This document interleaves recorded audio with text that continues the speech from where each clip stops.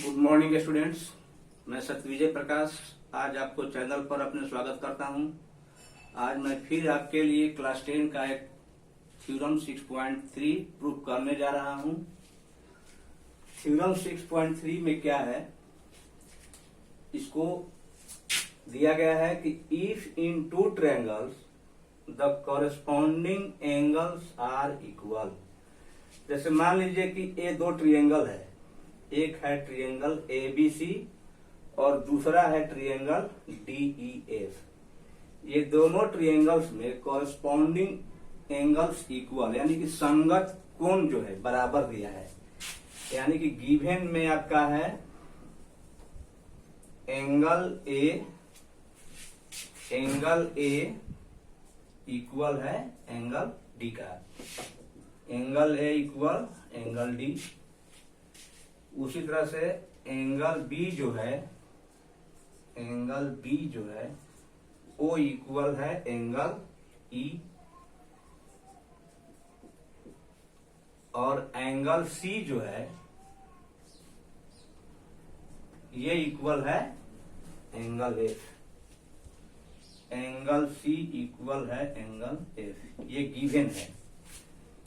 तो ये दोनों ट्रायंगल्स का कॉरेस्पॉन्डिंग एंगल्स इक्वल दिया हुआ है और हमें प्रूफ करना है कि यदि इनका कॉरेस्पॉन्डिंग एंगल्स इक्वल है तो हमें प्रूफ करना है कि उनका कॉरेस्पॉन्डिंग साइड्स जो होगा वो प्रोपोर्शनल होगा।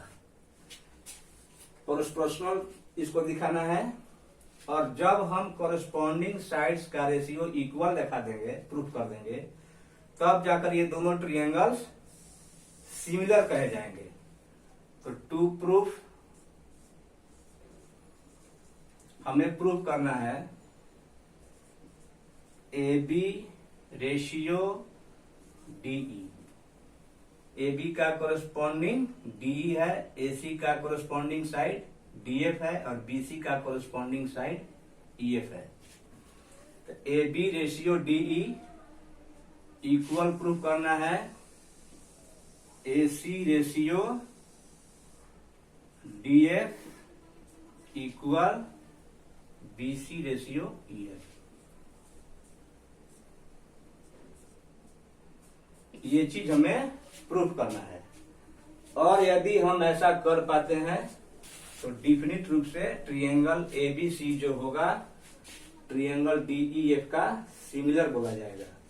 तो यहां हम इसको लिख सकते हैं, और triangle ABC similar triangle DEF, यानी कि यदि हमें प्रूफ करना है। आप समझिए कि यहां जो हम ट्रायंगल एबीसी और ट्रायंगल डीईएफ का जो फिगर ड्रॉन किए हैं, इसमें ट्रायंगल डीईएफ का हर एक साइड, जैसे कि डीई साइड ट्रायंगल एबीसी के कॉरेस्पॉन्डिंग साइड एबी से बड़ा है, यानी कि डीई बड़ा है एबी से। उसी तरह से डीएफ ट्रायंगल एबीसी के कॉरेस्पॉन्डिंग साइड एसी से बड़ा है, और ईएफ जो है वो बीसी से बड़ा है। और हमें ये प्रूफ करना है कि इनका चूंकि कॉरेस्पॉन्डिंग एंगल्स इक्वल दिया है तो इनका कॉरेस्पॉन्डिंग साइड्स प्रोपोर्शनल भी होगा, और जब कॉरेस्पॉन्डिंग साइड्स प्रोपोर्शनल होगा तो ये सिमिलर होंगे। तो इसे प्रूफ करने के लिए हमें कंस्ट्रक्शन करना होगा। कंस्ट्रक्शन क्या करेंगे, ड्रॉ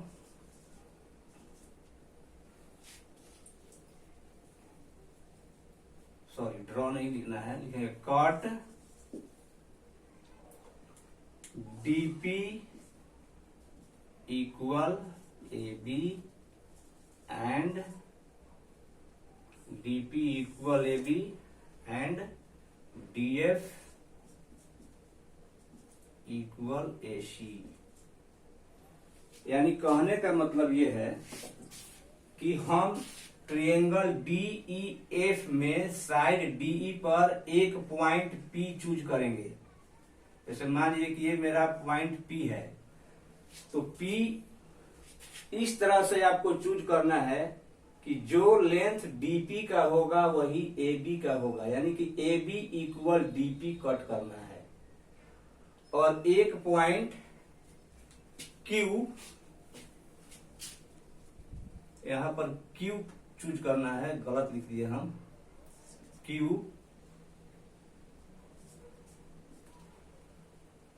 DF पर Q एक पॉइंट लेना है, और वो पॉइंट इस तरह से होना चाहिए कि DQ जो होगा वो AC के इक्वल होगा, एंड ज्वाइन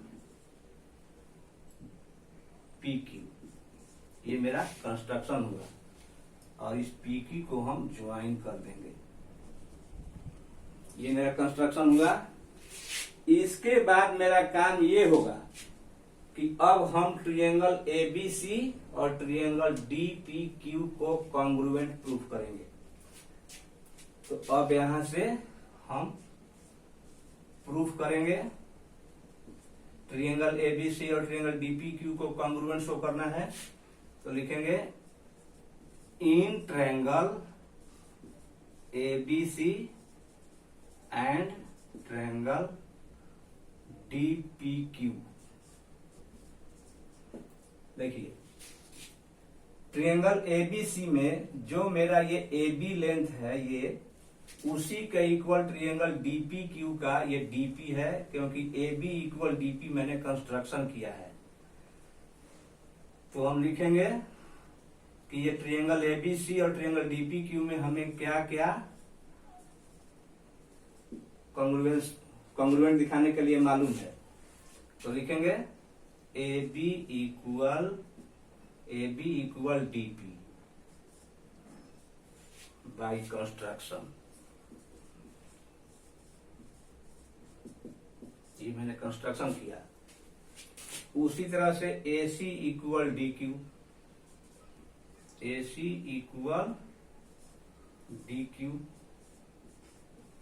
बाई कंस्ट्रक्शन, और angle A equal angle D, ये आपका क्वेश्चन में गिवन है। लिखेंगे and angle A equal angle D given. ये क्वेश्चन नहीं दिया है। तो ट्रायंगल के सिमिलर होने के, कॉन्ग्रुएंट होने के लिए एक क्राइटेरिया आप पढ़े होंगे, साइड एंगल साइड। तो यहां आप देख रहे हैं कि ट्रायंगल ABC और ट्रायंगल DPQ में AB के इक्वल DP हुआ, AC के इक्वल DQ हुआ, और दोनों साइड से जो एंगल बन रहा है एंगल A, और इसमें बन रहा है एंगल D, ये दोनों भी इक्वल हुआ।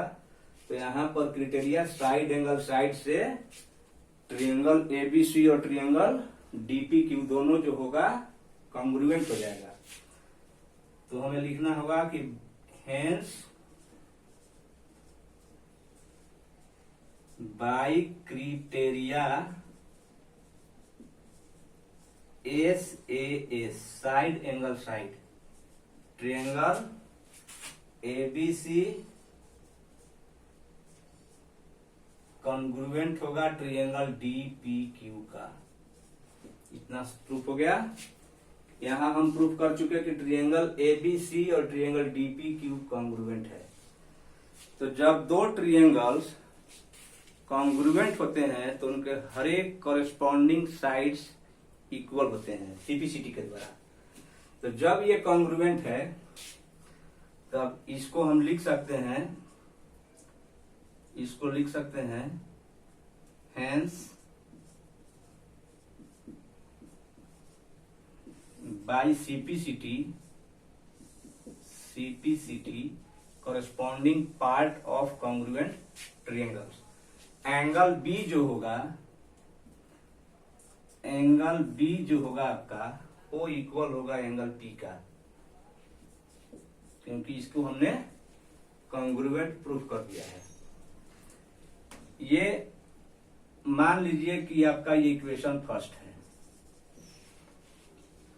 लेकिन क्वेश्चन में दिया हुआ है कि एंगल B जो है एंगल E के इक्वल है। लिखेंगे फ्रॉम क्वेश्चन, चाहे गिवन भी लिख सकते हैं, angle B equal angle E given. ये हो गया मेरा इक्वेशन सेकेंड। अब देखिए, यही जो एंगल बी है वो एंगल ई के भी इक्वल है, एंगल ई के, और ये जो एंगल बी है वो पी का भी इक्वल हो गया। तो एक ही चीज के इक्वल यदि, एक ही एंगल के इक्वल यदि दो एंगल्स हो तो वो दोनों निश्चित रूप से आपस में इक्वल होंगे। यानी कि angle B equal angle P है, angle B equal angle E है, तो डिफिनिट रूप से एंगल पी जो होगा एंगल ई के इक्वल होगा। तो यहां हम लिख देंगे कि from equation first and second we get, first और सेकेंड से हमें क्या प्राप्त हुआ कि angle D P Q equal आ गया मेरा एंगल डी ई एफ। अब देखिए, जब एंगल डी पी क्यू यानी ये जो एंगल है इसके इक्वल आ गया और ये दोनों एंगल्स जो है कॉरेस्पॉन्डिंग है, ये कॉरेस्पॉन्डिंग है, संगत कोण है, तो डिफिनिट रूप से पी क्यू जो होगा ई एफ के पैरेलल होगा। फिर लिखेंगे ये दोनों इक्वल आया, फिर यहीं पे लिख देंगे कि and since they are corresponding angles, they are corresponding angles, ये इक्वल भी है और चूंकि ये corresponding है तो जब corresponding है तो PQ जो होगा EF के पैरेलल होगा। तो हम लिख देंगे कि PQ पैरेलल EF, यानी हम यहां तक प्रूफ कर दिए कि PQ जो है EF के पैरेलल है। अब यहां से हम थ्योरम 6.1 यूज करेंगे। थ्योरम 6.1 के अनुसार हम पढ़े हैं कि किसी भी ट्रायंगल में अगर कोई भी एक साइड के पैरेलल कोई लाइन खींचा गया हो तो अदर टू साइड्स जो होते हैं वो सेम रेशियो में डिवाइड हो जाते हैं। तो आप देख रहे हैं कि ट्रायंगल DEF में PQ पैरेलल हुआ EF का। जब PQ EF का पैरेलल हो गया तो निश्चित रूप से थ्योरम 6.1 के अनुसार DP रेशियो DE जो होगा वो इक्वल होगा DQ रेशियो DF का। ये जब पैरेलल हम प्रूफ कर दिए तब यहां लिखेंगे कि from theorem 6.1 we get DP ratio DE equal आएगा मेरा DQ रेशियो DF। यहां तक क्लियर हुआ कि हमने यहां प्रूफ किया कि DP रेशियो DE इक्वल आएगा DQ रेशियो DF। अब आप जानते हैं कि DP जो है AB के इक्वल है, क्योंकि हमने कंस्ट्रक्शन में यहां जो मैंने कंस्ट्रक्शन किया था DP को AB के इक्वल कट किया था, यानी कि जितना AB था उतना ही मेरा DP था। तो इस DP को यहां से कैंसल करके यहां हम AB रेशियो DE लिख सकते हैं और DQ के इक्वल मेरा AC था। यहां देखिए कि DQ AC के इक्वल है, तो जब DQ के इक्वल में AC था तो DQ को कैंसल करके यहां हम AC लिख सकते हैं। यहां लिख देंगे AC रेशियो DF। तो हम यहां पर ये चीज प्रूफ करने में सफल हुए कि ए बी रेशियो डीई और ए सी रेशियो डीएफ मेरा इक्वल आ गया। इतना आप समझ गए। अब जब हम ए बी रेशियो डीई और ए सी रेशियो डीएफ को प्रूफ कर दिए कि ये इक्वल है यानी कि प्रोपोर्शन में है, तो हम ये भी प्रूफ कर सकते हैं एक लाइन अगर बीसी के इक्वल यहां से एक पॉइंट ईएफ पर एक पॉइंट कोई ले लिया जाए, मान लीजिए कि ईएफ पर मैं कोई पॉइंट यहां ले लूं जी, और ओ ईजी का जो लेंथ हो बीसी के इक्वल हो, और एक पॉइंट मैं ईडी पर ले लूं यहां पर कहीं भी, उसका मान लीजिए कि जी एच मैं नाम रख दूं, और ईएच का जो लंबाई हो एबी के इक्वल हो जाए, तो मैं ये भी प्रूफ कर सकता हूं कि A B ratio DE equal मेरा आ जाएगा बीसी रेशियो ईएफ। मैं इसे भी प्रूफ कर सकता हूं। जब मैं ये प्रूफ कर दिया कि A B ratio DE equal है ए सी रेशियो डीएफ का, तो मैं ये भी प्रूफ कर सकता हूं ठीक इसी तरीके से। इसके लिए क्या करना होगा कि ईएफ पर एक पॉइंट यहां पर कोई भी ले लेना है, उसका नाम मान लेते हैं कि जी हमने रख दिया, और वो ईजी बीसी के इक्वल हो। उसी तरीका से ईडी पर एक पॉइंट हम यहाँ अगर एच रख दें और ईएच का लेंथ एबी के इक्वल हो और एच जी को ऐसे ज्वाइन कर दें, तो जैसे मैंने पीक्यू को ज्वाइन करके ये प्रूफ कर दिया कि A B ratio DE equal आया ए सी रेशियो डीएफ, तो मैं ये भी प्रूफ कर सकता हूं कि A B ratio DE equal आ जाएगा मेरा बी सी रेशियो ईएफ। इतना हो जाएगा। तो ये मेरा इक्वेशन सेकेंड हो गया।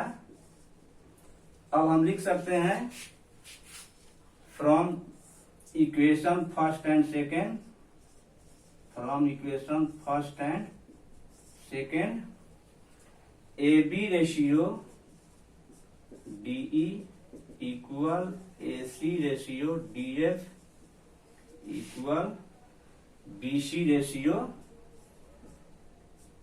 ईएफ। तो जब ये हम प्रूफ कर दिए कि तीनों साइड का रेशियो इक्वल है, तो हम ये बोल सकते हैं hence triangle ABC similar triangle DEF. यही हमें प्रूफ करना था। थैंक्स। ओके।